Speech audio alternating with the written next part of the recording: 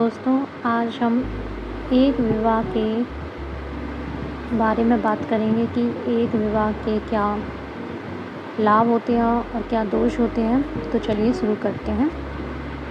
यह टॉपिक नातेदारी, विवाह एवं परिवार का समाजशास्त्र का टॉपिक है, जो कि विगत परीक्षाओं में पूछा जाता है। तो चलिए शुरू करते हैं।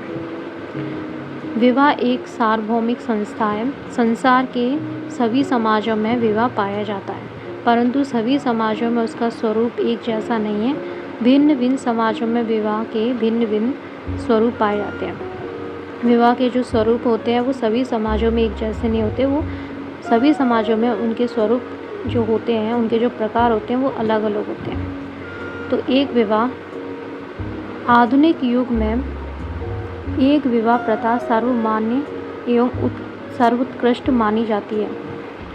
एक विवाह से तात्पर्य एक पुरुष का विवाह एक समय में एक ही स्त्री से होता है। इनमें से कोई व्यक्ति दूसरा विवाह तब तक नहीं कर सकता जब तक कि वह दूसरे को तलाक ना दे दे या दोनों में से एक की मृत्यु ना हो जाए। कहने का तात्पर्य है कि अधिकतम समाजों में एक विवाह को ही प्रोत्साहन दिया जाता है,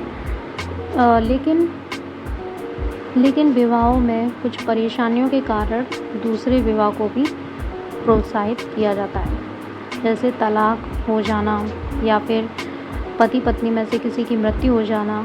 तो ऐसा होता है तो दूसरा विवाह किया जा सकता है। पीटी गटर ने इसकी परिभाषा करते हुए कहा है कि एक विवाह का वह स्वरूप है जिसमें कोई भी व्यक्ति एक समय में एक व्यक्ति से अधिक के साथ विवाह नहीं कर सकता। हिंदू विवाह का आदर्श भी एक विवाह ही है। 1955 के हिंदू विवाह अधिनियम के अनुसार भी एक विवाह की ही व्यवस्था की गई है।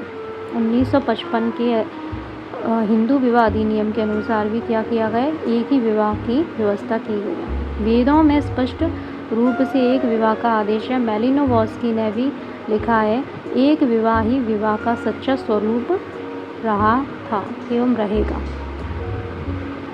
वैष्णव मार्ग का कथन है कि एक विवाह मनुष्य की तो क्या अनेक उन्नत पशु और पंछियों की विशेषता है। मैलिनोवस्की ने अपनी पुस्तक sex and reproduction in civil society में इस बात की पुष्टि की है कि मनुष्य पशु अवस्था से ही परिवार को अपने साथ लाया है और वह परिवार एक विवाही परिवार ही है।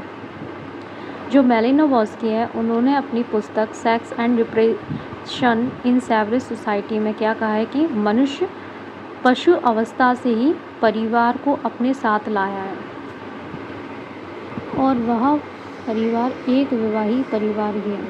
अन्य विवाही प्रथाएं जैसे बहुविवाही आदि तो रोग के रूप